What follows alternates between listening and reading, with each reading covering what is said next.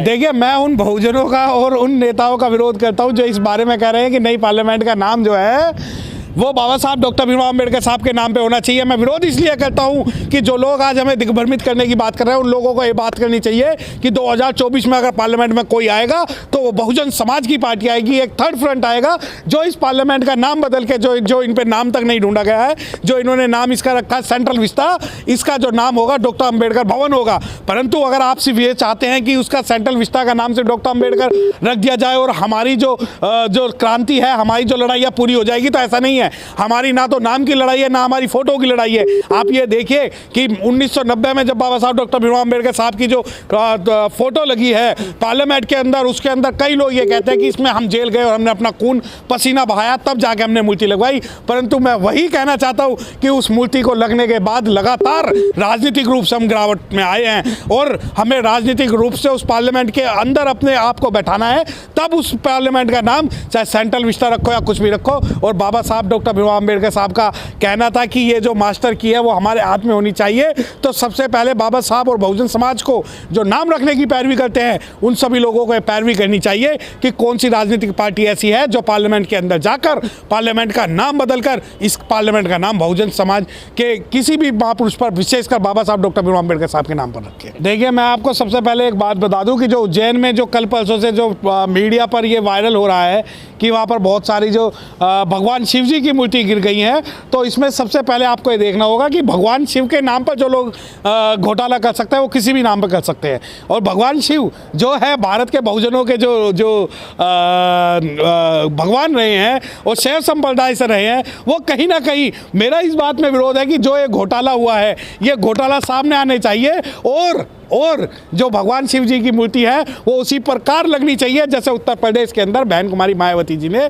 लखनऊ के अंदर लगाई हुई है, जो ना केवल 10, 20, 50 साल के लिए बल्कि हजारों साल तक उनका कोई कुछ नहीं उखाड़ सकता। और ये जो उज्जैन महाकाल के अंदर जो मूर्तियाँ टूटी है, इन मूर्तियाँ टूटने पर जो भी अफसर, जो भी दोषी है, उन पर कार्रवाई होनी चाहिए और सच्चाई सबके सामने आनी चाहिए। बता रहे कि गुजराती कंपनी इसको ठेका दिया गया था, 40 लाख की एक मूर्ति बैठती है। देखिए, 40 की हो या 50 की हो, भारत की जनता का खून पसीने का जो पैसा है अगर गुजरात से चला है तो मैं बता दूं तो इसमें करप्शन होना जायज़ है, क्योंकि गुजराती ही है। बहुत सारे जो लोग हैं वो गुजरात से ही है जो कि भारत का पैसा लेकर भाग चुके हैं और करप्शन जो है, करप्शन करके भारत को कहीं ना कहीं खंडित करने का और कमज़ोर करने का काम कर रहे हैं। और जो महाकाल की मूर्ति, जो भगवान शिव की मूर्ति जो टूटी है, ये मूर्ति नहीं टूटी है, हमारी आस्था भी टूटी है। ये कौन लोग हैं सर जो भगवान की मूर्ति में भी करप्शन कर लेते हैं? अरे ये सवाल ना आप जो पूछते हैं कि ये कौन लोग हैं, अरे ये तो सैनिकों के कफन और ताबूत के अंदर भी पैसा खा गए थे। कफन के अंदर घोटाला कर दिया था। ये तो कफन का भी, ताबूतों का भी घोटाला करने वाले लोग हैं, तो मूर्तियों को कब खाक छोड़ेंगे? आरोप तो मायावती पे लगता था कि पत्थर लगवा दिए, इनमें बड़ा घोटाला। उनका तो हाथी आज तक नहीं गिरा। देखिए, पहले हवा में हाथी जो उत्तर प्रदेश के अंदर मैं आपको बता रहा हूँ कि जो हाथी खड़े हैं वो 100-200 साल नहीं, 1000 साल तक नहीं गिरेंगे। और जो आरोप लगाने वाले लोग हैं आज वो सभी लोग कहीं ना कहीं मुंह में दही जमा के बैठे हुए, क्योंकि उनकी आस्था जो है, आस्था उनकी हाथियों में नहीं है। अब आप ये देखिए कि बहन जी को ये कहते हैं कि उन्होंने हाथी लगा दिया, पत्थर बना दिया। अरे पत्थर नहीं, इतिहास है। और हर वो बहुजन महापुरुष, हर वो संत महापुरुष जो पिछड़े समाज से आता है, बहुजन समाज से आता है, उस सबको वो जगह दी गई है जो हजारों साल तक आंधी तूफान तो क्या, ये इनकी बाढ़ तक नहीं गिरा सकती। लेकिन वो तो कहते हैं कि भगवान से कोई क्या बिगाड़ेगा उसका, जो महाकाल का भक्त हो नहीं, तो शक्तिशाली है सर महाकाल। तो देखिए, जो ये मूर्तियाँ टूटने का जो ये कर्म हुआ है, जो इन्होंने किया है, अभी तो उनका बिगड़ना चाहिए और बिगड़ेगा भी। जो ये कहते हैं, जो इस नारे को कहते हैं कि उसका भक्त भी महाकाल का, उसका क्या बिगाड़ेगा? करप्शन के कारण जो आपने लोगों की भावनाओं के साथ खिलवाड़ किया, आपको भारत का संविधान आपका बहुत कुछ बिगाड़ेगा। सर, केदारनाथ में भी जो कपाट खुले थे मंदिर के, तो वहाँ भी लोगों ने पेटीएम के स्कैन QR कोड लगा दिए थे और लाखों रुपए का चंदा ले लिया था। भगवान के घर में भी चोरी कौन कर रही है? देखिए, भारत के अंदर बहुत सारे लोग हैं जो भगवान को सिर्फ धंधा मानते हैं, भगवान को आस्था नहीं मानते।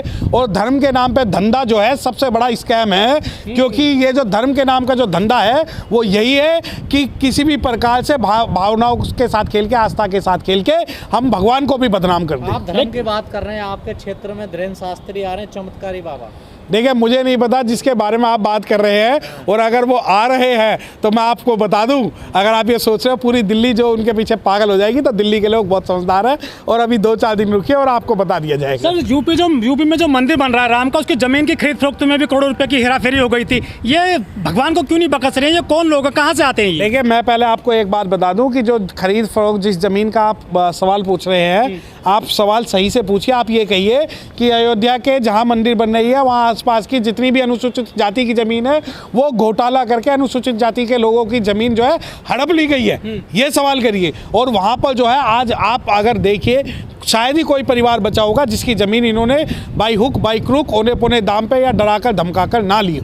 सर हिंदुओं के भगवान हवा में गिर जाते हैं, लेकिन भगवान गौतम बुद्ध की प्रतिमाएं बामियान में बम से तोड़ी गई थी, उसके बावजूद नहीं टूटी थी अफगानिस्तान में। देखिए आज अफगानिस्तान के अंदर अभी 2-3 दिन पहले ही पूरी दुनिया से लोग इकट्ठे हुए हैं जहाँ भगवान बुद्ध की जो मूर्तियाँ हैं उन्हें दोबारा से बनाने के लिए, इतिहास को खोदने के लिए। और मैं आपको एक बात बता दूं, सिर्फ भगवान बुद्ध की मूर्तियाँ जो हैं वो बामियान में नहीं निकल रही, हमारे जैसे वफादार कम ही निकलेंगे, जहाँ खोदोगे वहाँ हम ही निकलेंगे। और पूरे भारत में आज भी आप कहीं खोद लीजिए, वहाँ अगर कोई मूर्ति निकलेगी तो भगवान बुद्ध की निकलेगी। और सारी मूर्तियाँ जो है 2500 साल पुरानी, 3000 साल पुरानी और 5000 साल पुरानी है, क्योंकि भारत के अंदर क्या दुनिया के अंदर अगर सबसे पहले किसी की मूर्तियाँ बनी तो वो भगवान बुद्ध की बनी। और आज भी ऐसा नहीं है कि सिर्फ बामियान में निकल रही है, भारत में निकल रही है, बामियान में निकल रही है, चीन में निकल रही है, नेपाल में निकल रही है, और विश्व के लगभग 43-44 देशों में भगवान बुद्ध की आज भी वो मूर्तियाँ बनी हुई हैं। और अगर आप चाइना जाओगे और थाईलैंड जाओगे तो वहाँ ऐसी ऐसी मूर्तियाँ बनी हुई हैं जो हो सकता है आने वाले 5000 साल तक उन पर कोई भी प्रभाव ना पड़े। बुद्ध की प्रतिमाएं बम से तोड़ी गई थी बामियान में, क्या मजबूत रहा होगा उनका साम्राज्य? क्या तब करप्शन नहीं रहा होगा जो एकदम मजबूत बनाई गई थी वो प्रतिमाएं? जो बुद्ध की जितनी भी मूर्तियां हैं वो दुनिया के अंदर आज भी इसलिए निकल रही हैं क्योंकि वो उस वक्त के जो कारीगर थे उन्होंने बहुत मजबूत रूप से उन्हें बनाया गया। भ्रष्टाचार नहीं होगा, भ्रष्टाचार बिल्कुल नहीं था। और जो भारत के अंदर भी जो नष्ट किए गए, आप देखिए कि भगवान बुद्ध की मूर्तियों को आज दूसरे भगवानों का रूप दिया जा रहा है, तो मजबूरन वर्ष इन पे भगवान बुद्ध की जो अस्मिता वो नहीं खत्म की जा रही, तभी उन्हें साड़ी और कपड़े पहनाकर तभी उन्हें दूसरे भगवान के रूप में जो है प्रचारित किया जा रहा है। नालंदा और तक्षशिला विश्वविद्यालय जलाए गए, तोड़े गए, उसके बावजूद उनके जो है आज भी चिन्ह खड़े हुए हैं और वो मौजूद हैं। इनके जो भगवान हवा में गिर गई। देखिए नालंदा और तक्षशिला की अगर बात है तो दुनिया की सबसे बड़ी जो यूनिवर्सिटियां वो रही हैं, और आज भी नालंदा और तक्षशिला जैसी यूनिवर्सिटी नहीं बन सकती। रही बात कि उनके गिरने की, मैं बता दूं कि महीनों तक नालंदा जलाया गया तब भी आज उनका अस्तित्व मौजूद है। और वो बाबा साहब डॉक्टर भीमराव अम्बेडकर साहब कहते हैं ना कि हम वो बीज है जितना आप जमीन में दबाओगे उतना ही हम ऊपर निकल के आएंगे। तो बुद्धिज्म भारत के अंदर ऐसा है कि आप कितना ही खत्म करने की बात कर लीजिए, चाहे हमारे 84,000 स्तूपों को नष्ट कर दीजिए, चाहे हमारी मूर्तियों को तोड़ दीजिए, चाहे उन्हें खंडित कर दीजिए, ये निकल कर आएंगे और भारत का इतिहास अपने मुंह से बताएंगे। लेकिन हमारे देश में पुल गिरते रहते हैं, दीवारें गिरती रहती हैं, भगवान की प्रतिमाएं भी गिर रही हैं। सर देखिए जो करप्ट है, जो बेईमान है, उसके लिए पुल और मूर्ति में कोई अंतर नहीं है, वो तो सिर्फ करप्शन करेगा। मैंने कहा ना, जब ये कफन का पैसा चुरा लेते हैं, ताबूतों का पैसा चुरा लेते हैं, तो मूर्तियों का पैसा चुराना और उस पर करप्शन करना इनके लिए कोई नई बात नहीं है।